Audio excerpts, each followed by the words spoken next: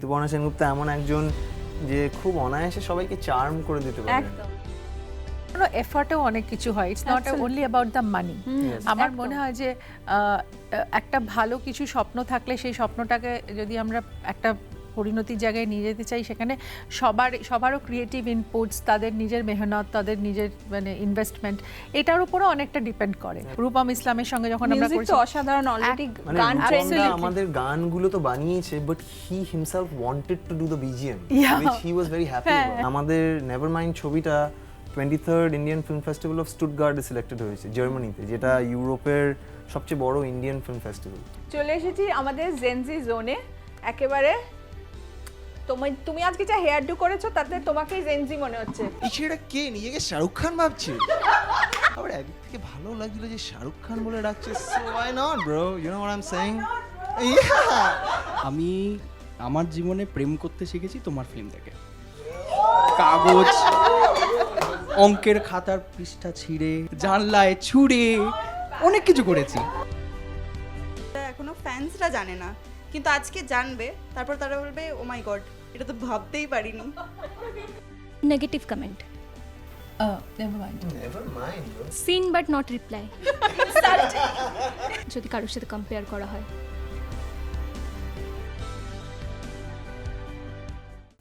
Hello and welcome জি 24 ঘন্টায়। আমি সৌমিতা রয়েছি আপনাদের সঙ্গে, আর আমার সঙ্গে আজকে দুজন রয়েছেন এবং আমরা একটা ছবি নিয়ে কথা বলবো।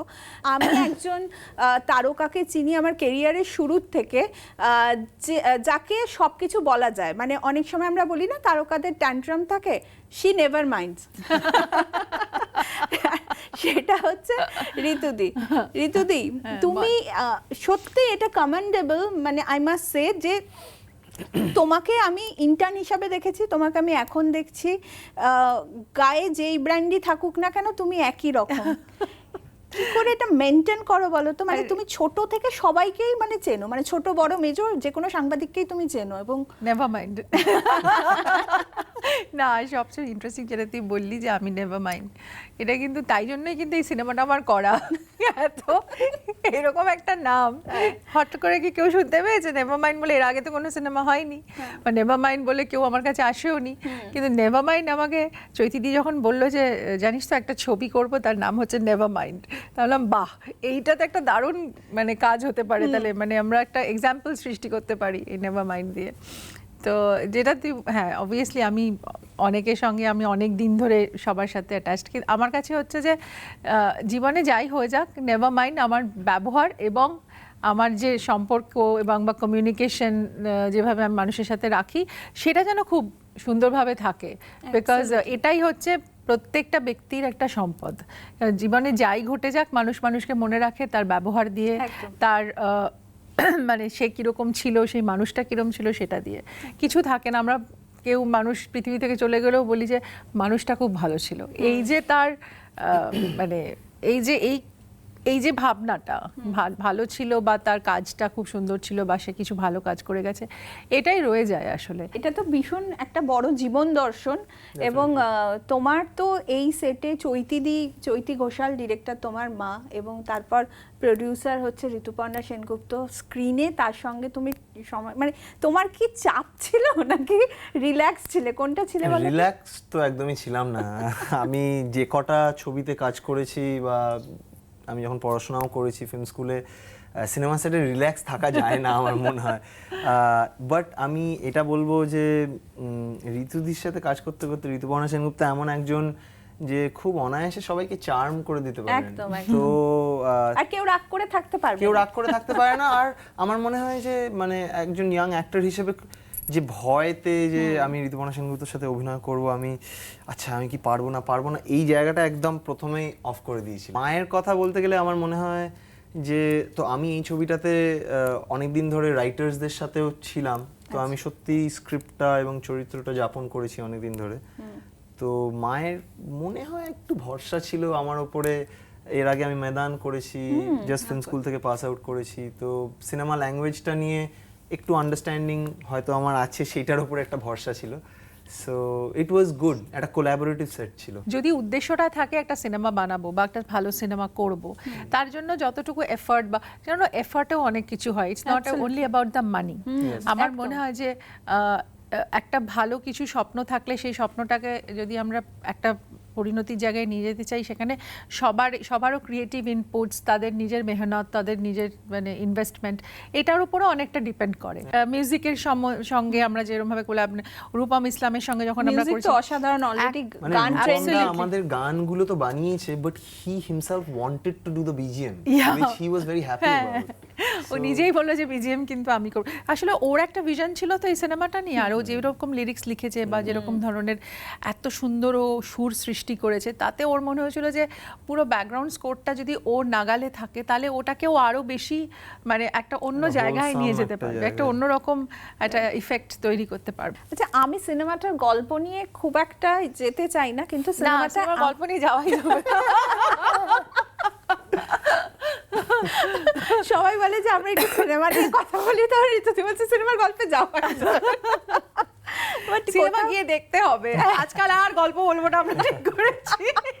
আচ্ছা, অমর্ত্যকে আমি জিজ্ঞেস করবো যে কলকাতার নাইট লাইফ তুমি পার্সোনালি কি এনজয় করো, বেরো নাকি না?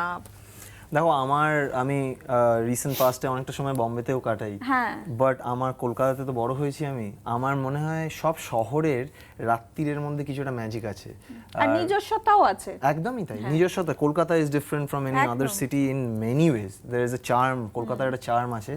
কলকাতার নাইট লাইফ আমি কাটিয়েছি আমার বন্ধু বান্ধবদের সাথে, কলেজে আমি ঘুরে বেরিয়েছি, অনেক কাণ্ডও করেছি, মজার কাণ্ড অনেক কিছু করেছি, যেটা করার পর বাড়িতে ওগুলোকে কাণ্ড বলে না কাণ্ড বলে? হিন্দিতে কাণ্ড বলে, আমাদের এখানে বাট ওইটা করার পর বাড়িতে ফিরতে হচ্ছে আমাকে গেট টপকে। তো সেটাও আবার দেখেছি, আমার মা ওপর থেকে এরকম করে দেখছে। কিন্তু আমার মনে হয় কলকাতার নাইট লাইফ অনেক জায়গায় খুব ইন্টারেস্টিং। কলকাতাতে এখনো লাইভ মিউজিক কম হলেও আবার একটা রিসার্জেন্স হচ্ছে, এবং যারা বাজায়, কলকাতার মিউজিশিয়ানস যারা আছে, তারা 1970s যেমন উষা উত্তুপ বাজাতেন, গাইতেন, এখনো ইয়াং জেনারেশনে ভেরি কুল মিউজিশিয়ানসরা আছে যারা বাজায়। কলকাতায় এখন বাস্কিং হয় পার্ক স্ট্রিটের রাস্তায়। আমরা ওয়ার্ল্ড মিউজিক ডেতে ঋতুদি, আমি, সবাই মিলে নেভারমাইন্ডের আমরা, টিম, আমরা সবাই রাস্তায় নেমে বাস্কিং করেছিলাম ভায়োলেট বাড়ি গানটা। কলকাতাতে এখন অনেক রকমের ফ্যাশন খুলছে, ভেরি নিউ স্টোরস আর ওপেনিং আপ, যেখানে new Gen Z people R wiring those clothes, going to night life places.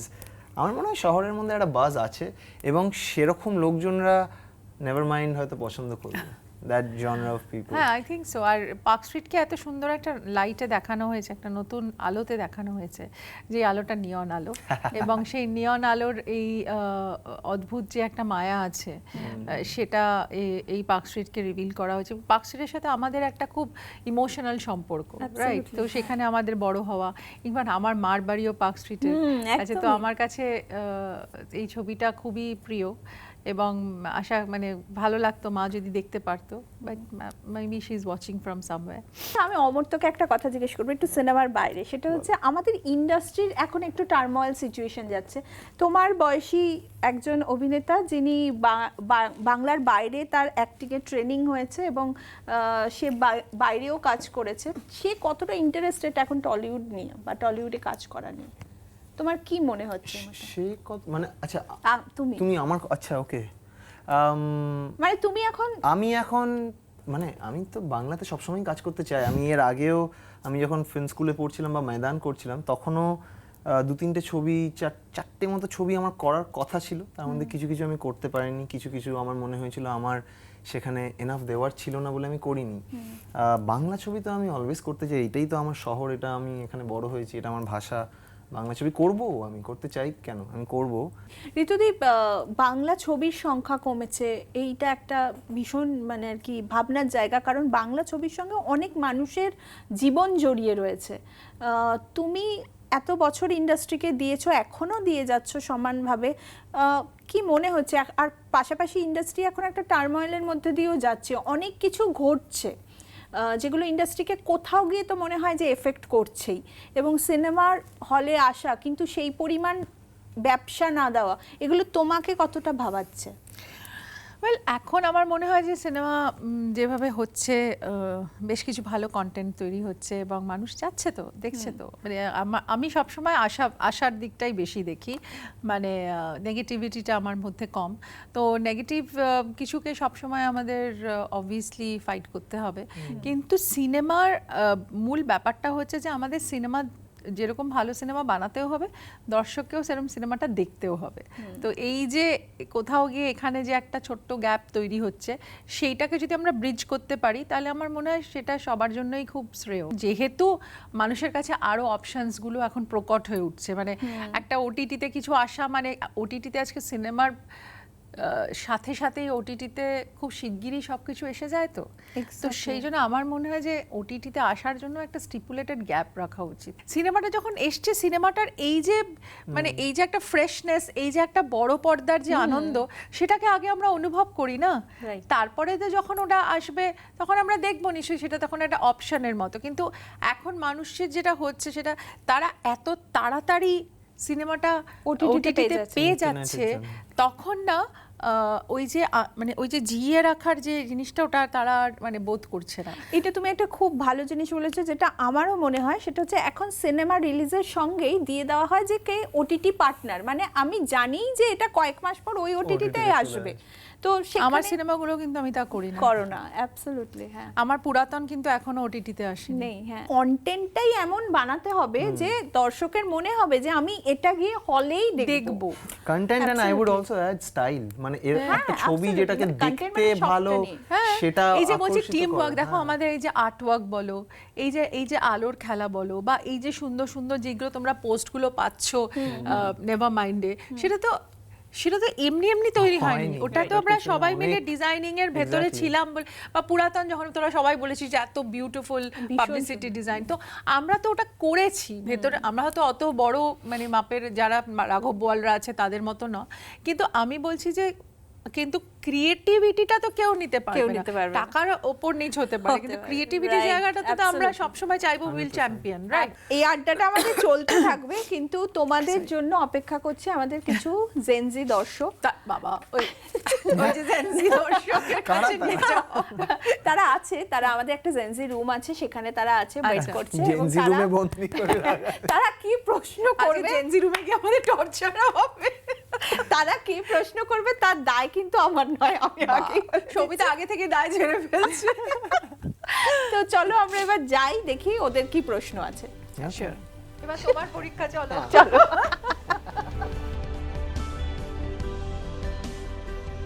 চলো আমরা চলে এসেছি আমাদের জেনজি রুমে।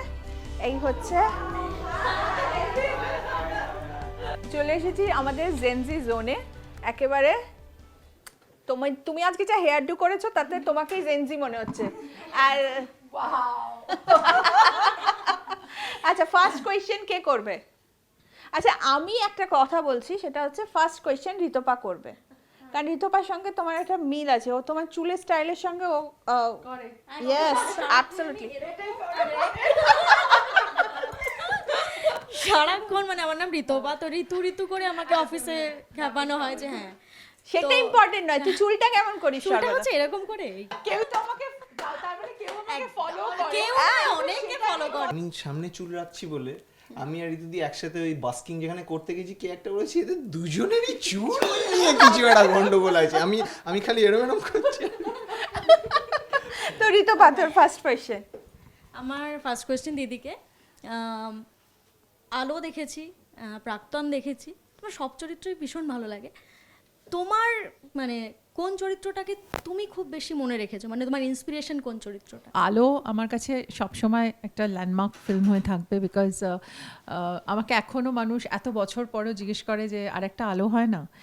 So it would always be my special, কারণ তরুণ মজুমদারের সঙ্গে আমার ওটা প্রথম কাজ, ওনার মতো একজন পরিচালকের কাজ করাটাই একটা ইটসেলফ একটা বিরাট প্রাপ্তি। এটা আমার কাছে সেই সময় যখন আলো রিলিজ হয়েছিল, মানে সেই সময় বাংলা সিনেমা একটুখানি একটা অদ্ভুত সময়ের মধ্যে দিয়ে যাচ্ছিল, আলো এসে মানে সব কিছুকে আলো করে দিয়েছিল। তারপরে প্রাক্তন আমি করেছি অনেক বছর পর, মানে প্রায় 15-16 বছর পর প্রাক্তন এসেছে। প্রাক্তন আবার আরেকটা ইন্ডাস্ট্রিতে এমন একটা মানে জিনিস সৃষ্টি করেছিল যেটা আমার মনে হয় যে খুব কম সিনেমাই ওটা তৈরি করতে পেরেছে, ওই ম্যাজিক, ওই সময়কার যে ইউনো মানে কমপ্লিট মানে চার্মটা যেটা তৈরি করেছিল পুরো ইন্ডাস্ট্রিতে। আর প্রসেনজিৎ ঋতুপর্ণার পেয়ারের কামব্যাক, লাইক আফটার 15-16 ইয়ার্স একটা পেয়ার ফেড করে যায়, মানে মানে এমনিতেও মানে অনেক সময় ফেড হয়ে যায় মানুষের মন থেকে, অতটা মানুষ মনে রাখে না, কিন্তু প্রসেনজিৎ ঋতুপর্ণা জুটিটা এতটাই স্ট্রং ছিল যে আবার ফিরে আসার পরেও মানে সেই মুক্তধারায় একটা ডায়লগ ছিল না যে এইভাবেও ফিরে আসা যায়, তো ফিরে এসে মানে হিস্ট্রি করে দিয়েছিল। কেমন আছো? ভালো। এত সুন্দর মানে এতগুলো সুন্দর সুন্দর চরিত্রের কথা শুনছিলাম, তোমার কাছে আমার কোয়েশ্চেন হচ্ছে যে ইন্ডাস্ট্রিতে এতগুলো বছর মানে গর্জাস একটা জার্নি ছিল, তো তোমাকে যদি জিজ্ঞেস করি যে তোমার কি মনে হয় কোন ফেজটা সব থেকে টাফেস্ট ছিল আর সেখান থেকে কিভাবে কামব্যাক করলে? আমি কোনো সময়টাই মনে করি না খুব ইজি আমার জন্য, বিকজ জীবনের প্রত্যেকটা সময়ই কোনো না কোনো হার্ডলস আমাকে পেরোতে হয়। আমি কখনো মনে করি না যে আমার লাইফটা খুব একটা ইজি পাথ দিয়ে যাবে, it's not a cake walk for me. Initial স্টেজে যেটা ছিল যে আমি যখন সবে ইন্ডাস্ট্রিতে এলাম তখন একটা রকম ছিল, তখন ইন্ডাস্ট্রিতে আরও অন্যরকম ছিল, এখনকার মতো তো ছিল না, তখন সোশ্যাল মিডিয়া ছিল না, তখন এ ধরনের এক্সপোজার ছিল না, তখন মানুষের মানে তখন কাস্টিং ডিরেক্টর ছিল না, তখন মানে অনেক কিছু ছিল না, মানে অনেক নোর মধ্যে আমরা কাজ করেছি, এখন অনেক ইয়েস এর মধ্যে আমরা কাজ করি। তো অবভিয়াসলি তখন আমার আশা ইন্ডাস্ট্রিতে একটা পুরো নভিস একটা মেয়ে যার কোনো ব্যাকগ্রাউন্ড নেই, যার যে কোনো সিনেমার ব্যাকগ্রাউন্ড থেকে আসে না, নাটকের ব্যাকগ্রাউন্ড থেকে আসে না, পুরোপুরি একটা অন্য জগৎ থেকে, পুরো একাডেমিক্স থেকে, আমি তখন লেডি ব্রমন কলেজ আমার স্কুল, মানে এই সবের ব্যাকগ্রাউন্ডে আমি শুধু আমার নাচ করতে আমি ভালোবাসতাম, মানে always been a dancer since childhood, তো সেই জন্য নাচটা আমার কাছে খুব প্রিয় ছিল এবং ছবি আঁকতে ভালোবাসতাম, মানে ক্রিয়েটিভ ব্যাপারে আমার একটা ইন্টারেস্ট ছিল। কিন্তু ইন্ডাস্ট্রিতে আসার সময় কিন্তু অনেক বড় বড় তখন মানে সবাই কাজ করছে, তখন আমি জানি না যে আমি কোন দিকে যাব, আর আমার বাবা ওয়াজ নট আ সাপোর্টার। আমার বাবা মানে কত প্রডিউসারদের ফোন যে টার্ন ডাউন করে দিয়েছে, বলেছে যে no no my daughter is not interested, is studying, এখন কিছু না, ওগুলো এমনি একটা করেছে, ঠিক আছে। That was also even tougher, যে কেউ হয়তো ইন্টারেস্ট নিয়ে ফোন করছে, তাকে বাবা না করে দিয়েছে, বাবা অলমোস্ট শুট দে হবে বলেছে যে না না না না ঠিক আছে, ওই একটা শ্বেতপাত্রের থালা করেছে বা একটা, ঠিক আছে ওটা।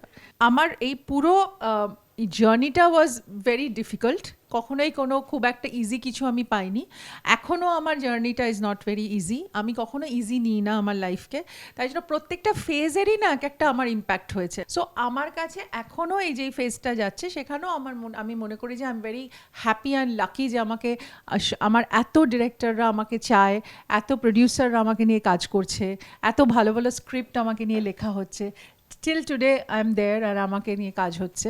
তো এই জন্য এরকম ধরনের ইন্সপিরেশনাল কাজ আমি করছি আজকে, এই যে নেভার মাইন্ডের মতো। তো আই থিঙ্ক মানে I think I'm seeing myself in different phases in my life, মানে in the whole do of cinema, কিন্তু আমার কাছে মনে হয় যে প্রত্যেকটা স্টেপই আমার কাছে চ্যালেঞ্জিং। তবে আমি একটা জিনিস মনে করি, আমি ভেরি পজিটিভ পার্সন, আর আমি আমার সিনেমা যেভাবে বদলাবে আমি আমাকে নিজেকে সেভাবে বদলাবো, কন্টেন্ট যেভাবে বদলাবে আমি চেষ্টা করব আমাকে বদলাতে, এবং এইভাবে বদলের মধ্যে দিয়ে আমি আমার যে ক্রিয়েটিভিটিটা আমি দেখানোর চেষ্টা করব। সো সবার বেস্ট উইশেস এবং তোমাদের সবার সাপোর্ট লাগবে to make my career successful also, কারণ সবার টিম ছাড়া বা একটা সাপোর্ট ছাড়া কেউ কাউকে যদি চ্যাম্পিয়ন না করে তাহলে কখনো একটা কাজ হয় না। Absolutely. So I'm very indebted to my Very well said. yes, I'm very indebted to my audience, of course. আর ঋতুদিকে আমি বলবো যে ঋতুদিকে এই প্রশ্নগুলো করলে মানে এগুলো না শুধু প্রশ্নের উত্তর পাওয়া যাবে না, এগুলো নিয়ে সারা দিন সারা রাত আলোচনা হতে পারে, বিকজ মোটিভেশনাল স্পিকার হয়, ঋতুদির জার্নিটা পুরো মোটিভেশনাল বুক, তো ওটা পড়তে হবে, মানে এত কিছু রয়েছে। যাই হোক, এরপর কে প্রশ্ন করবে? তোর এখনো প্রশ্ন? আচ্ছা, ট্রোলিং নিয়ে কথা হচ্ছিল একটু আগে, তো কমেন্টস নিশ্চয়ই পড়ো, সোশ্যাল মিডিয়ায় আমরা সবাই অ্যাক্টিভ, এমন কোনো কমেন্টস আছে যেটা দেখে প্রচণ্ড হেসেছো? নিশ্চয়ই থাকবে কিছু। হ্যাঁ, রিসেন্টলি আমার মনে হচ্ছে আমরা নেভার মাইন্ডের আগের দিন আমরা গল্প করছিলাম যে আমাদের নেভার মাইন্ডের প্রমোশনাল ইভেন্টসে সবাই খুব কুল আউটফিটস পরে বেরোচ্ছে, তো কোনো কারণে ট্রোলাররা সবাই আমার উপর ভীষণ রেগে গেছে, আমি জানি না কেন রেগে গেছে করে। সবাই বলছে যে এই ছেলেটা কে, নিজেকে শাহরুখ খান ভাবছে। তো এবার সবাই এটা বলতে শুরু করেছে, এবার জানি না হয়তো সানগ্লাস পরেছিলাম বলে ওই ছবিটাতে, তাই জন্য তো আমার খুব হাসিও পেয়েছে, আবার একদিক থেকে ভালো লাগছিল যে শাহরুখ খান বলে ডাকছে। So why not bro, you know what I'm saying? Yeah. So হ্যাঁ, একটু নিজেকে শাহরুখ খান ভাবছি যা। So yeah, some stuff like that, এরকম বলে যে আমার মজা লেগেছে, তো ভালো। সবচেয়ে মজার কথা বলি, চুল নিয়ে আমাকে একজন লিখেছে, আমাকে মাঝে মাঝে চুল নিয়ে সবাই বলছে সারা জীবন চুলটা কোনো দিন হাতটা সরালো না ঋতুপর্ণা চুলের থেকে। আর আমার একজন লিখেছে যে ওফ চুলটা ঠিক করতেই হবে। আমি বললাম যে হ্যাঁ ঠিক আছে, কি করা যাবে। নেক্সট সবর্ণা। সবর্ণা কি করবে আমারই ভয় লাগছে।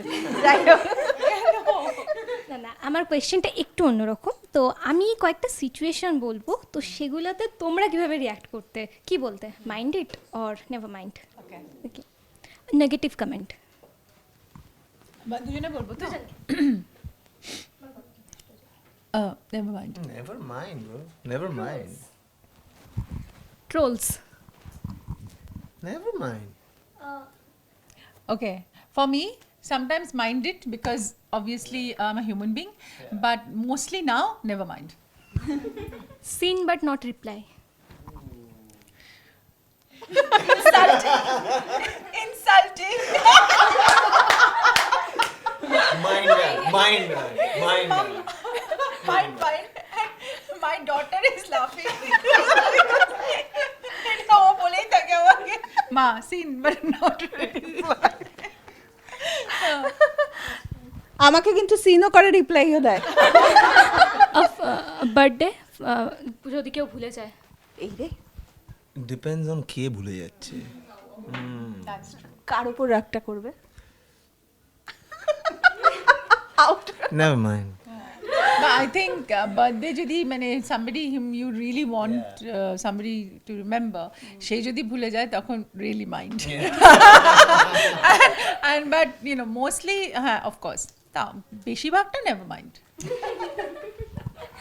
অ্যান্ড লাস্ট ওয়ান, যদি কারোর সাথে কম্পেয়ার করা হয়। Okay, that's a very interesting question. Yes. And never mind because আমাদের এখানে comparison থাকবেই, মানে কিছু না কিছু ভাবে সবাই সবাইকে নিয়ে তুলনা করবেই। তো I have to take it like in a positive spirit, যে আমরা যেই প্রফেশনে আছি কম্প্যারিজন হবেই, but you can't lose your focus. You have to do whatever you are supposed to.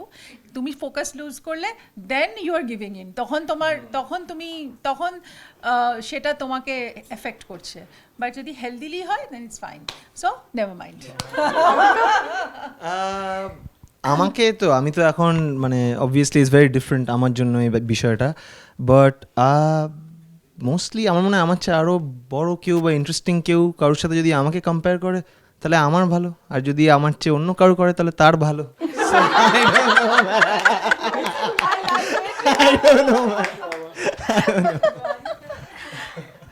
আচ্ছা, আমার একটা সিন মাথায় এলো। তোমাদের এই ট্রেলারের লাস্টে একটা লাইন আছে, সেটা হচ্ছে সঠিক সময়ে সঠিক জায়গায় পৌঁছাতে পারিনি। সময় না পৌঁছানোর জন্য তুমি বোধহয় সবচেয়ে বেশি কথা শোনো। ও মাই গড। হ্যাঁ, কিন্তু ওটা আমি এখন নেভার মাইন্ড করে দিয়েছি বিকজ আই নো বাকি লোকেরা মাইন্ডেড হচ্ছে। না, বাকি লোকেরা মাইন্ড করে না, তার কারণ হচ্ছে ঋতুদি গিয়ে ওখানে যেরকম করবে তোমাকে জড়িয়ে ধরবে, তুমি ভুলে যাবে। আর কারোর প্রশ্ন আছে?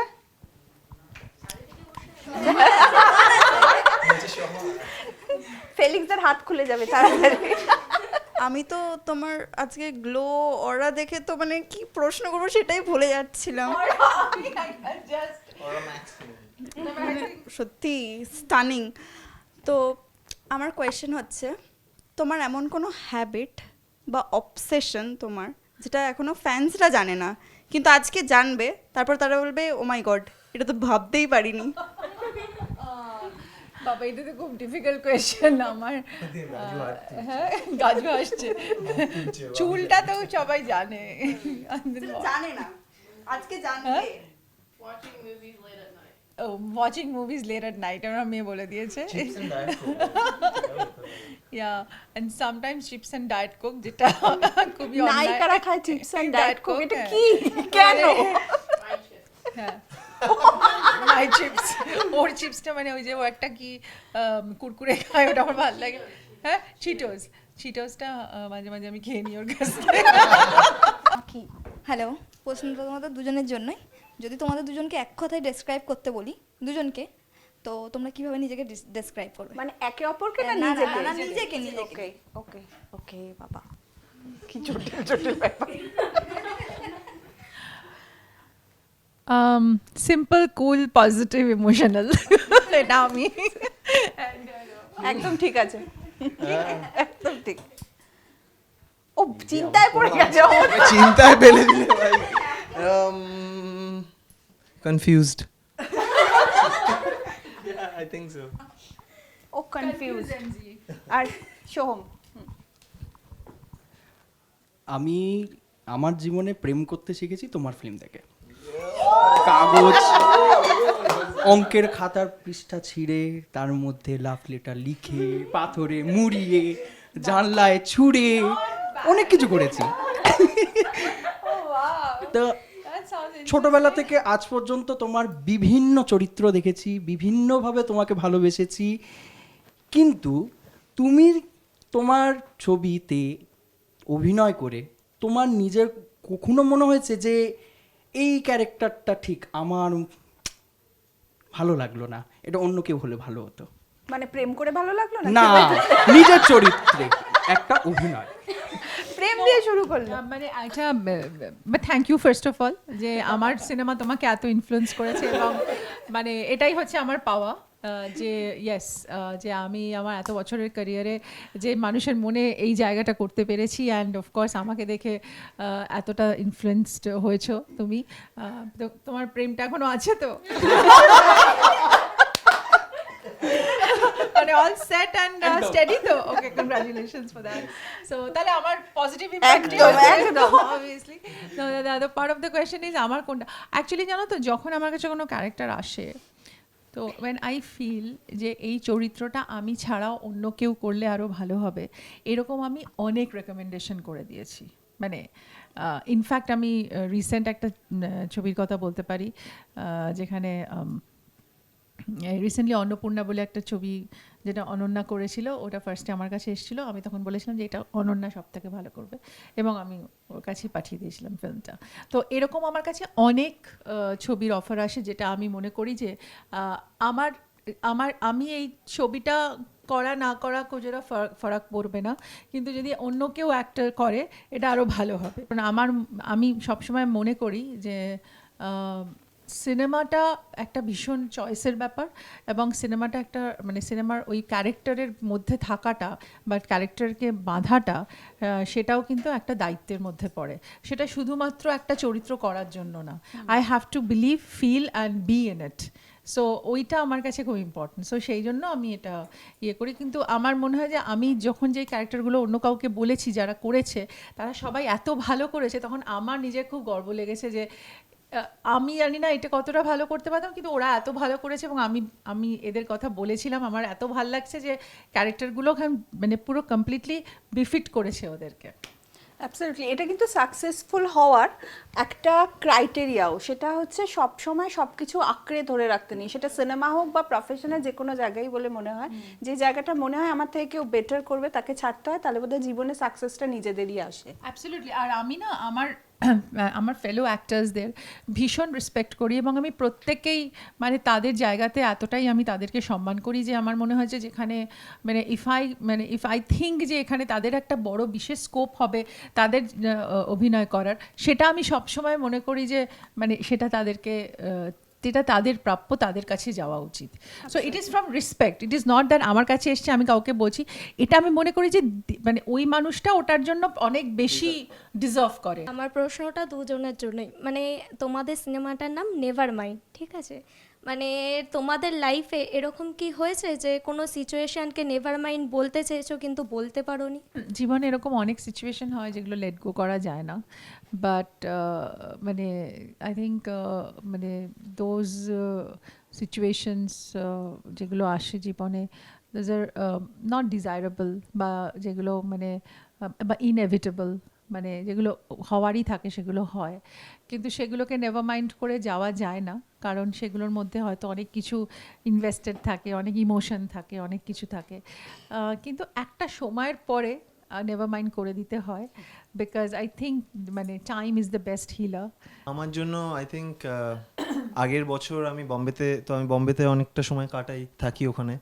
তো তখন আমি আমাদের কান্ট্রির one of the leading OTT চ্যানেলসের জন্য একটা শো করার কথা ছিল আমার, এবং আমার লুক সেট হয়ে গেছিলো। আমি লম্বা চুল রাখি, আমার চুল কেটে দিয়ে লুক সেট হয়ে গিয়ে গোপ টোপ রেখে পুরো সব সেট হয়ে যাওয়ার পরে এক্সিকিউটিভসদের কাছ থেকে একটা অর্ডার আসে যে পুরো এন্টায়ার 4 জন ছেলের ইয়াং গল্প ছিল, তাদের সবাইকে ইনফ্লুয়েন্সার্সদের কাস্ট করে নেয়।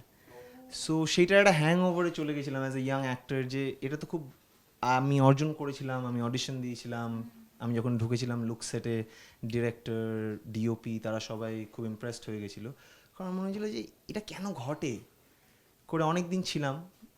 এবং তারপর আস্তে আস্তে তারপর আরেকটা অন্য জিনিস ঘটলো, আমি নিজের একটা ছবি বানালাম, আমি পরিচালনা নিয়ে পড়েছি, সেই ছবি বানিয়ে ইউরোপে যাওয়ার একটা সুযোগ পেলাম। তখন আস্তে আস্তে মনে হলো যে হয়তো এইটার জন্য আমি এইটা করলে এইটা করতে পারতাম না। তখন মনে হলো যে জীবনে খালি একটাই রাস্তা থাকে না, একটা রাস্তা বন্ধ হয়ে গেলে আরেকটা রাস্তা খুলে যায়। অনেক সময় একটু রূপম যেমন ভায়োলেট বাড়ি গানটাতে বলে চোরা গলি, সো সেই চোরা গলি দিয়ে একটু মাঝে মাঝে যেতে হয়, অ্যান্ড তখন নেভার মাইন্ড নিজেকে বললে পরের দিনের জন্য ফাইটটা অন থাকতে পারে। আমার নেভার মাইন্ড মানে করতে পারিনি, যেটা পরে হয়েছিল সেটা হচ্ছে যে অবভিয়াসলি ওটা অনেকবার অনেক ইন্টারভিউতে আমি বলেছি, সেটা হচ্ছে যে যখন আমি রাজকাহিনীর জন্য জাতীয় পুরস্কার পেলাম না, তখন আমি 7 দিন রাত্রিরে কেঁদেছিলাম। সো আই স্টিল রিমেম্বার যে আমি এই পুরস্কারটা পেলাম না, যেটা মানে সবাই বলেছিল যে ওই পুরস্কারটা ডিজার্ভ করতাম আমি। ওই বেগম জানের ওই চরিত্রটা আমি আর কোনোভাবে রিক্রিয়েট করতে পারবো না, তো সেইটা আমাকে খুব আঘাত দিয়েছিল। তখন ওটা আমি নেভার মাইন্ড কিছুতেই করতে পারছিলাম না, and I was quite a thing for me, মানে আমার জন্য মানে ইট ওয়াজ সো ডিভাস্টেটিং যে আমার কোনো ভীষণ কষ্ট হয়েছিল। আমরা কি গানটা দিয়ে শেষ আমাদের করব? মনে হয় ভায়োলেট বাড়ি গানটা নিয়ে একটা খুব গান চলে। আচ্ছা আমি এবার তোমাদের একটা প্রশ্ন করি, সেটা তোমাদের ভায়োলেট বাড়ি গানটা কিরকম লেগেছে? এইটা আমার মনে হয় after long time Rupam Islam যে ধরনের the kind of lyrics he has written আর যে ধরনের music he has composed, I think এটা খুব সহজে এরকম গান বা লিরিক্স বা এরকম শোনা যায় না। তো আই থিঙ্ক এমনিতে রকের ও একটা এপিটম, তো অবভিয়াসলি ওর সঙ্গে সঙ্গে নেভার মাইন্ডও যাতে রক করে, এটা তোমাদেরও দায়িত্ব। এখন তুমি তরল নিয়ন আলো যা টুপটাপ ঝরে পড়ে, গা ভিজে যায় না। এখন তুমি একা পথ বিভাজিকা যা চলে যেতে বলে নিজে যায় না।